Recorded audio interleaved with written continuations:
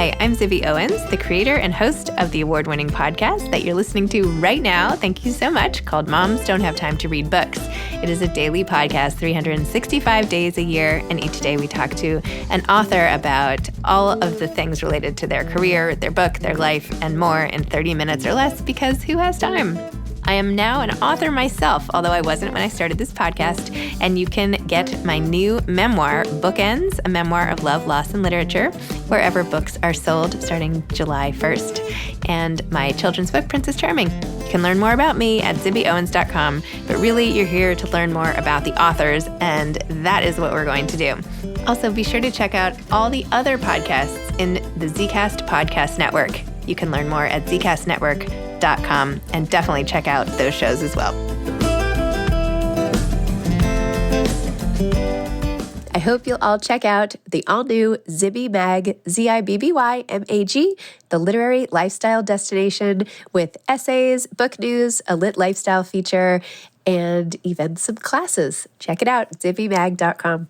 Tom Perrotta is the author of the novel Tracy Flick Can't Win, plus 9 other best-selling works of fiction, including Election and Little Children, both of which were made into critically acclaimed movies, one with Reese Witherspoon, and The Leftovers and Mrs. Fletcher, which were both adapted into HBO series. Oh, I watched Mrs. Fletcher too. He lives outside Boston. Welcome, Tom. Thank you so much for coming on Moms Don't Have Time to Read Books to discuss Tracy Flick Can't Win. Well, thank you for having me. It's a pleasure. This is the best cover because this is how I feel every single day, pretty much. This hunched over my desk, glasses on the side. You could be actually just taking a picture of where I am right now at the end of the day. So anyway. Okay, Tracy Flick Can't Win. Tell me, why did we go back to these characters? What happened? Tell me the whole story and tell listeners what this book is about. Okay, well, Tracy Flick, if anyone knows the book or the film Election, was a very ambitious high school student who was running for president of her school, and her teacher was so resentful and annoyed by her that he actually tried to steal the election from her. And so that was a story that was kind of a political allegory that I wrote 25 years ago or so. And it was turned into a wonderful movie by Alexander Payne. It starred Reese Witherspoon. And as a result, I think, of Reese's completely magnetic performance, Tracy Flick became a kind of cultural archetype. She embodied this idea of the unpleasantly ambitious young woman who is going to do whatever it takes to get to the top, which, by the way, is something that we admire in men, but I think found a little bit threatening in a young woman. And I had the weird experience as a writer of just watching this character turn into a kind of stereotype or a shorthand for this female ambition. And what was interesting was then it also, at a certain point, Tracy was seen as a villain early on. And then I think recently feminists sort of took a second look and said, wait a second, why is Tracy a villain? All she is a teenage girl who is trying to get elected president of her high school, get a scholarship so she can go to college because she's been raised by a single mom. She needs it. And, yeah, she does a couple of dumb teenage things. She rips some posters for her opponent and then lies about it. But that's it. She's no villain. She's a teenager. So that was part of it, was just me watching this character become part of a larger cultural discussion about women and ambition. And then there was a second, more specific thing for me, which was that in the original book, Election, and in the film, Tracy has a sexual relationship with a teacher when she's in high school. And at the time, in Election, the novel, she's very defiant about it. She says, I wanted it. We had this relationship. I realized it was not for me, and I stopped it. And so she tells a story of her own agency. She was up for this relationship, and then she realized it was a mistake, and then she broke up with the teacher, and he was the one who acted immature, and he got caught and he got fired. End of story. She's just going to continue on with her teenage life. She's going to get elected president. She's going to get that scholarship. And, when the Me Too moment happened, I thought as a writer, I wondered if I had told the story in the right way. Just because I noticed when I was reading Me Too stories, so many women talking about relationships just like this and saying, well, at the time, it seemed like something I wanted. But now that I look back, I understand that it's wrong. And in this new book, Tracy Flick Can't Win, Tracy is an assistant principal at a high school. She's still there as a high school principal. She knows it's wrong for a teacher to do this. And so she's having to confront this experience that she has crafted a narrative about. And now that narrative is starting to feel shaky, she says. And this whole book is about Tracy in middle age, taking inventory of her life and wondering why she hasn't lived up to her very powerful ambitions for herself, and thinking about the way that the deck seems to be stacked against her. She's hitting a glass ceiling in her life, and she's wondering, is it me or is it the world? I feel like I know many people hitting that exact same thing. I feel like they'll be like prints of people's head, like hair stuff on all those glass ceilings, from so many people popping up against the same place. Never mind, weird visual, but I think you know what I mean. Like I do. It's a common place to bump up against at this time in our lives. Yeah. And we saw it in our political system. Hillary Clinton seemed like she had everything that it would take to get elected. She had experience. She had the brains. She was a hard worker. She had paid her dues. She'd been a senator, and she did not win against a man who was, lazy and inexperienced and unprepared, worse than that. And the question was, was she a bad candidate? Did people not like her? And that seemed to be part of this question of, because that was also something about Tracy. She seemed very hard-edged and a little bit unfeminine, and the teacher resented her. And I think there was some question again of like, okay, was it just Hillary, or is it any female candidate who can't win? And so, yes, that glass ceiling affects, women at all phases of their career. I think it also is, as you say, a middle-aged thing. So even as a middle-aged man, there is that melancholy of just, I had this big dream, and, now I have a life that's somewhat smaller than that dream. And what do I make of that? How do I account for it? How do I find peace within myself? Well, I feel like the more resigned you are to something like that, the less it just sets it negates the potential of the rest of your life, right? Just because middle age comes, I feel so many people think, okay, well, this is what happened. I guess this is where I ended up. But there are decades left to live. Yeah, I totally do. And I think that's where we find Tracy in this book. At the beginning, she is in that state of like, my life is what it is. And then what happens is the principal job opens up at her school, and she's like, Rocky coming back for one more fight. It's like she is who she is because she is really resilient and tough, but also her ambition, that flame of her ambition, has never been fully extinguished. And I think this novel is about somebody kind of coming out of a funk and sensing that there's another chapter to be told, as you just suggested. If not now, when? That's right. Tell me about structuring this in a way with Vito Falcone's making amends for all of his past sins, and how you have introducing all these characters by when he meets them to apologize.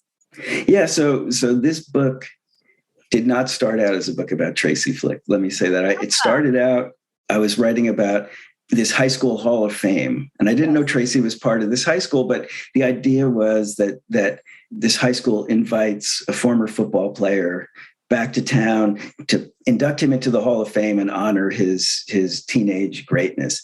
And this guy is also in his 40s, like Tracy. His name is Vito Falcone. He's a former NFL football player. And but only for like 3 years, right? He had a very, very undistinguished career. But sadly, he is now a recovering alcoholic, and he is suffering from what he suspects might be some brain damage from concussions that he suffered on the field. And what I imagined was this story about a middle-aged man who comes back to his hometown to be honored, but really there's all these people in the town who have unfinished business with him, who resent him for the bad way that he treated them back when he was young and was this golden boy. Because it seemed to me like that's really like a great image of American masculinity right now. Like, we had our golden years and now the culture's going, hey, wait a second, we got some things to talk about. So Vito is somebody who's treated a lot of people badly in his life, like a lot of men who have power, right? But he also, and even like the boy he left on the side of the road that was like heartbreaking as a coach. Oh my gosh.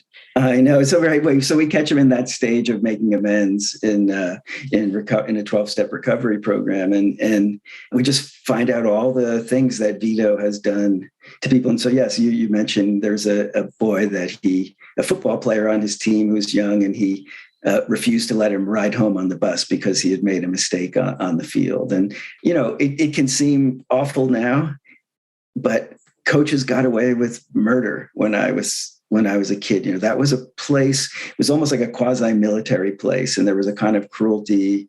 It still happens, right? You still hear these stories about hazing and there's just bad stuff happens in locker rooms, but not like it used to be just considered like, yeah, that happens. That's part of being a man, part of being an athlete. And I think, the culture just is less tolerant of it now, which is great. And I think Vito is having to look back and literally say, I'm sorry to all these people who, it's almost funny. He treated people so badly. There's almost some humor in that. It's not funny if you're on the wrong end of it. It's funny to find out that he was so awful. Yeah. Well, he's also like shooting himself in the foot over again. When he's apologizing, he's like apologizing for things that people didn't even know about, and also my mom is still alive or my dad is still alive. But it was, yes. The person's like, what? I'm getting off the phone. It's like this guy, like, you just want to be like, no, stop. Like, it's a Pandora's box for some people. Did you play sports? Did you play football growing up? I did. Yeah. But I'm not very big. So my football career ended sophomore year when I realized that I was, not going to be. I played quarterback and was captain of my freshman team, but then sophomore year, everybody grew and I stayed the same, and I couldn't see, and I would try to tackle people. I'd hit them as hard as I could, and I'd end up just on the ground. I think I realized that I was physically not up to it, and it was kind of a real moment of tribulation for me because it's what I had dreamed about. And then my consolation was to sort of migrate into the artsy side of high school. I tried to play guitar, but wasn't that good. But then I started to really get into reading. And when I started to write, I felt what I knew I didn't have with music, because I play with other musicians and they would be like, oh, it just goes like this. And they would do it. And it seemed like there was no obstacle between like what they were hearing and what they could play. Whereas for me, it was just all obstacle. But then when I wrote, I had that feeling of like, oh, I know how to do this. I stopped here and I jumped to there. And this would be the way to end it. Just those things that seemed so mysterious to me in music. Like I just couldn't follow it. When I wrote, I felt like, oh, I think I'm good at this. And that's a very powerful feeling when you're a young person, I think, to sense like, oh, okay, I'm good. And then, then comes the real journey as a writer, which is you find out that talent is such a small part of it and that you need so many other things. You need to read widely and deeply. You need to fail and be rejected and toughen up and find a voice that is particularly yours. But I do think it was, it gave me the fuel to start that journey, this feeling that I could be good at this. So basically, if you were 6'2", we would not be talking about this book. I would be apologizing to you, like Vito. That's really funny. My husband, by the way, was the same thing. Quarterback, didn't grow enough and had to stop. And he actually went into tennis and then ended up like doing that professionally. But oh wow, well that's a different kind of happy ending. yeah, different. But but I guess with writing, you could do it forever. Your knees are fine. You can do it as long as you want, and it's a better place to arrive at, honestly. So yeah, well, I wish I were a better tennis player though.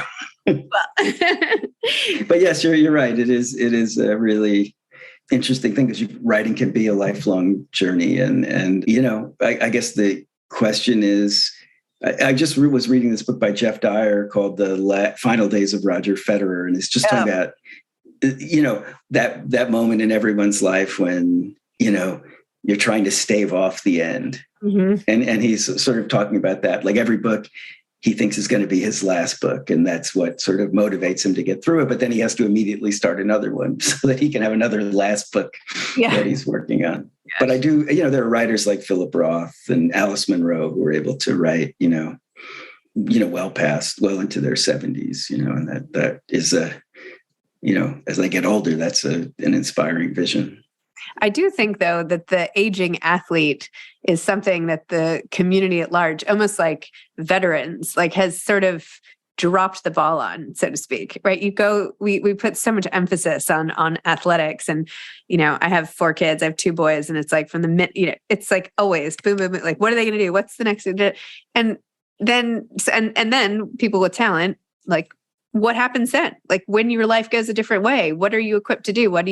How do you come off of that and all that attention and, even with the arts, right? When you're performing, how do you then migrate into another life, especially if CTE plays into it also? I don't know. I just feel like there's no good, thank you for your years of service on entertaining the rest of us and playing. This is your life now. Good luck, right? Like where is the welcome bag to part 2? Yeah, no, and I think, so much of this book, Tracy Flick Can't Win, is about getting older in a really competitive society. Tracy is a competitor, and this book is about her, finding a way to compete again in her 40s. But I do think there's also a critique underneath it of a society that is all about winning and is also about youth and promise and not so much about, finding ways to age gracefully or finding ways to make peace with the fact that you're no longer competing. And so I think, all these issues are related somehow, and they're part of, the culture that we're in, which I think does make it's hard enough, to get older and to feel, that you're losing some of your physical abilities. But, the culture also sort of says, well, we're not even noticing you anymore. Yeah. Sort of like the rise and fall of front desk Diane's hopes. So I loved her, by the way. So you have front desk Diane, who has this unrequited, well, I guess requited for a time, love, and keeps hoping for the principal to be able to officially leave. Well, it was, you introduced this terrible illness. So of course she can't wish anything ill upon his wife, but of course she's longing for him all along the way and just waiting and waiting and waiting. And it's like, anyway, it's a little bit heartbreaking. Yes. Well, so that's another story in this book. So it's told, Tracy Flick Can't Win is told as a kind of ensemble story set around this high school. And one of the characters, as you say, is front desk Diane. She's the person who greets you when you come to the main office, and everybody loves her in town. She's kind of a local celebrity because she's been doing the job forever, and she knows everyone, and she's always friendly and helpful. But she has a secret, which is that she has been once had a long-term affair with her principal, who's the guy who's about to retire. And, this is another case of somebody who is having to grapple with a huge disappointment in her life, that she couldn't be with the man she loved and has to work beside him, and also feel guilty about the fact that she had an affair with him, rather than a sort of relationship on the up and up. And I think that came, partly I wrote the novel Election when I was younger, and I sort of poked fun at the people in the front office the way you do when you're young and you are maybe not seeing the world with the eyes of somebody older and a little more compassionate. And I just felt like I don't want to make a joke out of the school secretary. I want to see the school secretary as a full human being. And that kind of guided me into that story. And she is a figure, I think, who I also had like enormous tenderness for, because it's, she's, people see her and know her, or they think they do, but they don't really see her and know her. And I think that's part of what fiction does. It gives us an opportunity to see people and kind of imagine their lives, people who we might just walk right past in the world. That just seems like a really important thing that fiction does. You had this sort of sad moment of her hiding out from the whole community in the grocery store late at night, like finding the off time so she's not accosted at the store. But you never know. I mean, it could have easily come from, my going to the grocery today and seeing somebody and wondering, oh, I wonder what her story is. And then little do you know, she's like the linchpin of the whole community where she works. So I don't know. You just don't know. This sounds ridiculous, but there's so much you don't know when people make all these snap judgments about people that they pass throughout the course of the day, and whether it's their profession or their longing or their love or all the things they've gone through or their addiction or whatever. Anyway, I think that's one of the greatest things that novels do is remind people to stop doing that, like that there's a whole story inside of everybody. Yeah, when I was a teacher, one of the things I would say is just write a story about the person who lives next door to you. Mm-hmm. Because that was something I realized at a certain point in my life. Every time I lived next to somebody, it turned out they had some amazing story. Yes. and at first you're like, oh, what a coincidence. My neighbor has an amazing story. Well, no, it turns out everybody has an amazing story. And you just, have to have the patience and the empathy to kind of listen to it or in some cases as a fiction writer to imagine it. But I do, take that to heart as a writer, that especially, I don't write for the most part, about adventurers or people who are super powerful or wealthy. I try to write about ordinary people and see their lives in a kind of full way. When I was younger and I would get seated next to somebody at a dinner party or something like that, and I would have a bad conversation, and I would think to myself like, oh, okay, well, I got seated next to somebody so dull or so boring or whatever. And now that I'm this age, and maybe because I have conversations for a living somehow, I'm like, if I find that my conversation's boring, then I haven't done my job. Like, that's my fault, right? Then I haven't figured out the person, like, what is that person's story? Then, because it's always interesting. There's always something.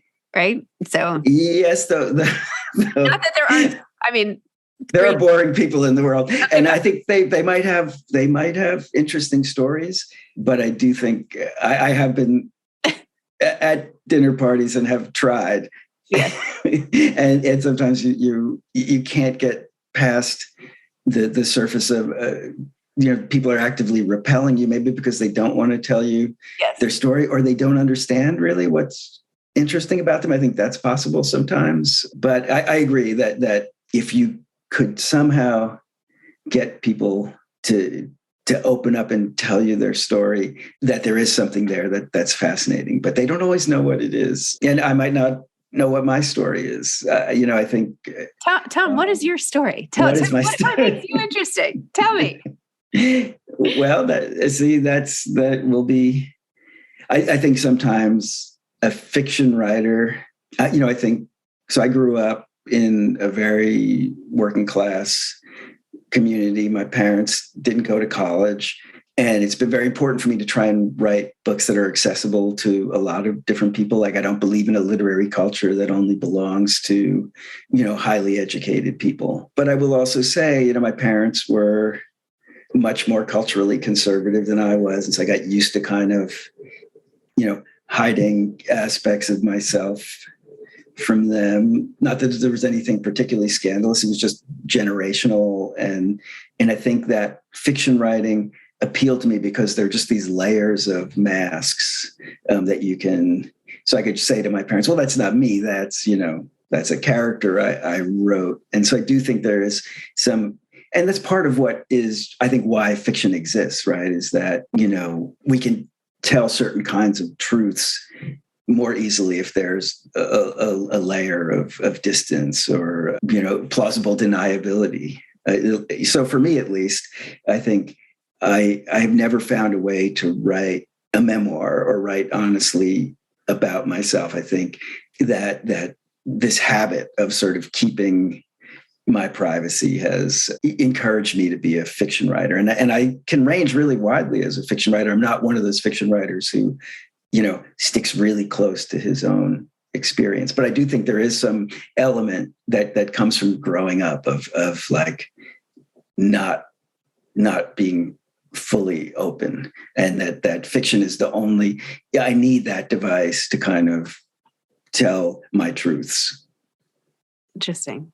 See, who knew? Who knew? Not me.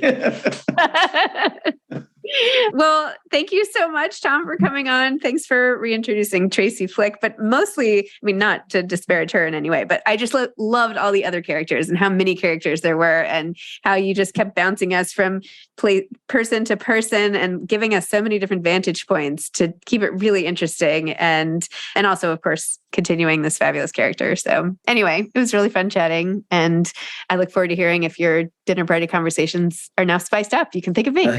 Okay. Well, thank you so much. And thanks for having me. It was a real pleasure. My pleasure. Congratulations. Bye-bye. Okay. Bye-bye. Bye.